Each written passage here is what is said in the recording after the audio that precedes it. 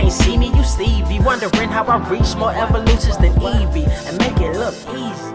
What's up, Earth's mightiest subscribers? It's Blerd without fear. Welcome back to the channel. Today's video, I'm going to be talking about Nubia and the Justice League Special Number 1 by Michael W. Comrade, Becky Cloonan, Stephanie Williams, Aman K. Nahulpan, and Hippolyta Martinez. This issue is something I have been waiting on for a while. It's rare that there's ever a comic, like a single issue of a comic, that I am very excited for, and largely because I was curious to see how this is going to go, because for those who have not been keeping up, DC Comics is in a very interesting place right now. For those who have not been following, they recently had the Dark Crisis event, which I believe, as of the time of this recording, is almost about to wrap up. But it's this event that was kicked off with Justice League Volume 4, number 75, where pretty much the entire Justice League was deleted off the face of the multiverse. Longtime DC Comics character Pariah, who was at the center of the original Crisis on Infinite Earths event, found himself at the center of yet another Crisis on Infinite Earths, though this time not acting as a sort of ally to the Justice League and the rest of the heroes of the DC Comics multiverse, but this time acting as a villain. And in the final pages of Justice League Volume 4, number 75, is where he kills all of the Justice League, save for one specific character, and that was Black Adam. Black Adam was the only member of the team who was able to survive Pariah's onslaught of dark villains of the dark multiverse, or whatever the heck it is that he calls them. I won't lie, I haven't really been keeping up entirely with Dark Crisis, just kind of been waiting for it to wrap up and then go in and read it, but this is just the stuff you need to know going into this. I say all this because, for the most part, the Justice League is not around anymore, so what the hell Justice League is Nubia joining? Those who keep up with the Blerd Cave that streams every Saturday at 1 p.m. Eastern, 10 a.m. Pacific, here on this channel on YouTube, you may be familiar with a certain segment of an episode where Carter and I made a lot of fun of the new Justice League. It was just filled with a bunch of random and sundry C and D-list characters because there was no Justice League around anymore. Whereas Jonathan Kent, who was operating as Superman, is trying to put together a team, and it's a squad of characters that's just like, huh? It was full of characters like the Kamiyo Hoshi version of Dr. Light, as well as both the Jaime Reyes and Ted Kord versions of Blue Beetle, alongside Booster Gold, Killer Frost, Supergirl, Damian Wayne, Harley Quinn, the Jackson Hyde edition of Aquaman, and Frankenstein. Yeah, you heard that right. Frankenstein was on this team, and Black Adam wanted no part of it. Like, the look that Black Adam had on his face when he heard this squad was the same look I had on my face when I heard about this squad. And he says himself, this is no Justice League. What are you doing? And while, yeah, I get it, this was all, just a story set up to, show that these characters have to step up in the wake of a lack of some of Earth's mightiest heroes in DC Comics. This was what was supposed to be there, and while we've kind of gotten to a point now where the original Justice League is going to be back, this comic does not take place after Dark Crisis. Everything that's happening here takes place beforehand. However, there is also a piece at the end of this book that kind of could be taken to be happening right around the time that Dark Crisis is either in full swing or is about to happen. When we pick up this comic, Nubia is just hanging out with the Justice League, and not even really specifically because she wants to.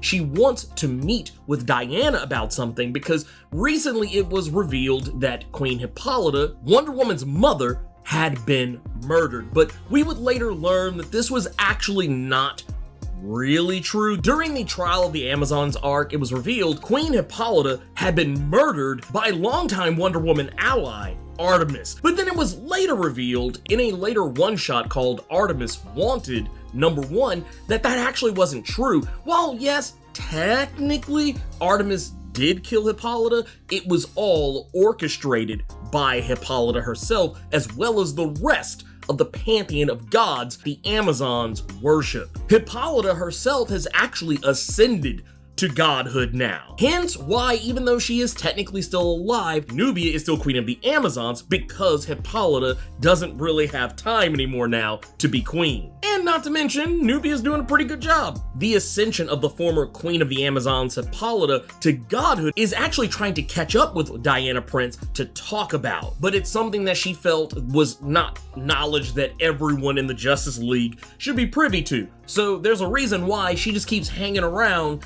and palling around with the Justice League in this issue, as opposed to just saying, nah, I'll just catch you guys later. And it's also this thing where we see that the Justice League actually really wants Nubia to be on the team. Even Batman, everyone is basically kind of putting the feelers out there saying, hey, if you want to be on the team, just saying, if you want to be on the Justice League, it's not like we don't have an extra room ready, perfectly made for an Amazon, even though we already have an Amazon on the team. Yes, we want you on the team. They pretty much all but slap Nubia upside the head with their intentions. And while Nubia is definitely aware that they want her on the team, Nubia herself isn't sure if she should be on the team. Now, the thing you're probably sitting here wondering is, why does the Justice League want Nubia on the team when they already have an Amazon on the team? Well, the truth of the matter is that even though Nubia and Diana actually have very similar scruples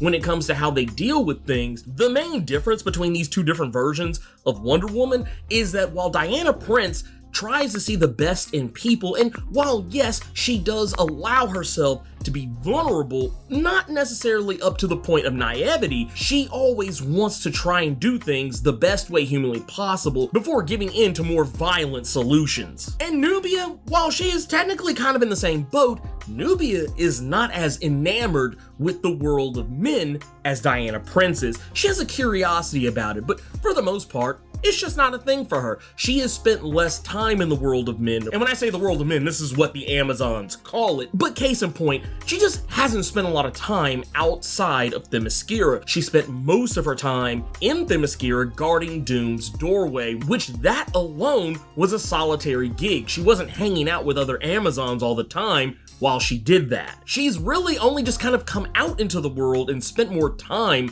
out in the world in the last few years. That said, she doesn't have Diana's patience when it comes to certain things. It's not to say that Nubia isn't patient. She's not foolhardy or rushes off into battle. She's very measured and very strategic in every action that she takes. But what I mean by she lacks the patience that Diana Prince has, Diana Prince would entertain a silly supervillain and allow them their dalliances before she knocks their lights out. Nubia ain't got that kind of time. She doesn't have time for funny quips and jokes and cracking one-liners and things of that nature. Not to say that Wonder Woman does that sort of thing all the time, but Wonder Woman is a lot more prone to it than Nubia is. Another big difference between Diana and Nubia is that Nubia tends to see people for who they truly are. She doesn't need a lasso of truth to tell when someone's lying to her or not being honest about their intentions. She tends to take things at face value, and where many people fail to see the forest for all the trees, she tends to pay more attention and notices both the forest and the trees. Many people tend to see her as a character who is incredibly aloof, but that's not really true. She's always measuring what's going on around her, and while she's not naturally suspicious of others, she's a very practical person. Far more practical than Diana Prince. I would honestly say Nubia is the perfect middle ground between characters like Black Adam and Batman and Wonder Woman and Superman. She's a character whose moral compass just kind of sits right there in the middle. She does what needs to be done when it needs to be done, but she's never necessarily trying to overestimate what someone will or won't do, nor is she willing to underestimate what someone will or won't do. Not only that, but the Justice League recognizes that to have someone on their team as powerful as Diana Prince is already a boon to the gods among us in the DC Comics universe. However, if they could have someone equally as powerful as Wonder Woman, and make no mistake, Nubia is every bit as powerful and strong as Diana Prince is, to have two Amazons on their team of that magnitude would be a huge bonus in their butt-kicking capability. The sheer output and level of fades the Justice League could run by having 2 Wonder Women on their team, it would go up exponentially. So now let's get to this question. What is she gonna do about it? Does Nubia want to be on the Justice League? Should she be on the Justice League? I've actually talked about this before when I've talked about Vita Ayala and Stephanie Williams' Nubia series, Nubia and the Amazons, as well as Nubia, Queen of the Amazons series, where my mindset is that, while yes, I think she would make an excellent addition to the Justice League, even with Diana Prince still hanging around, the truth is Nubia is in a unique position, something that only characters like Aquaman and Black Adam can truly relate to. Nubia isn't just some gallivanting Amazon superhero. She is a queen. She holds an office of state. She must rule a nation, and she must protect that first. Then she can, go out into the world and have time for wacky superhero shenanigans. And that's something Nubia herself recognizes, and that's kind of what she's battling with throughout the course of this issue, juggling the idea, should I or shouldn't I? And ultimately, by the end, while she's hanging out with her lover, Io, or Io, both pronunciations apparently are perfectly okay and legal, she realizes that maybe she should join the Justice League. As she's been going out into the world and performing superhero shenanigans the way Diana Prince would typically do, people are starting to recognize her. Little black and brown children are starting to see her as not just Wonder Lady or a new Wonder Girl or questioning her clothing choices and her weaponry. No, people are actually legitimately starting to see her as a superhero in the rest of the world, something that Nubia never really has had before. All the other previous versions of Nubia that we have seen, and I'm talking pre-crisis, post-crisis, and New Earth, I'm not gonna go into all of them. I've talked about it in a separate video. I'll try to remember to link it somewhere up here or whatever. But the thing is, even all those other versions of Nubia weren't heroes to the rest of the world. They were all heroes of Themyscira. This is Nubia stepping out into the world for the first time that isn't in some kind of an alternate future timeline or alternate reality, and actually doing the good work. Not only that, but she recognizes that the threats that attack Themyscira can also attack the rest of the world, and that the Amazons need her just as much as the rest of the world does. So she's going to split her time in ways that, once again, Aquaman, Black Adam, they can relate to. A lot of people are more familiar with the Marvel side of things. You would probably be able to easily equate her situation right now to characters like Black Panther and currently Thor, who is now the king of Asgard. There's a huge difference between being a superhero and being a ruler, and that is actually something both Black Adam and Aquaman have spoken with her about, because they both know what it's like. While Aquaman is no longer technically the king of Atlantis anymore, Black Adam is still the ruler of Kahndaq. Both of them have experience with this, and they are trying to welcome Nubia into the Justice League with open arms, because while Black Adam won't outright say it, he greatly respects Nubia and has taken a grand interest in her, even though she has no interest in him whatsoever. And we already know characters like Hawkgirl, Black Canary, Green Arrow, Aquaman, even Martian Manhunter, they are already fawning over Nubia, and she hasn't even said yes to the team. So yeah, if you're wondering what is going on with Nubia, yes, she has technically officially joined the Justice League in this issue. While she doesn't necessarily tell them that, she does make it clear that at the very least, she is planning to be hanging around a lot more outside of Themyscira, and now you know why she waffled on the idea of it. But anyways, if you want to know more about the character of Nubia, check out these videos right here, and in the meantime, let me know what you thought about Nubia in the Justice League Special #1. Keep it plus ultra, and sound off in the comments.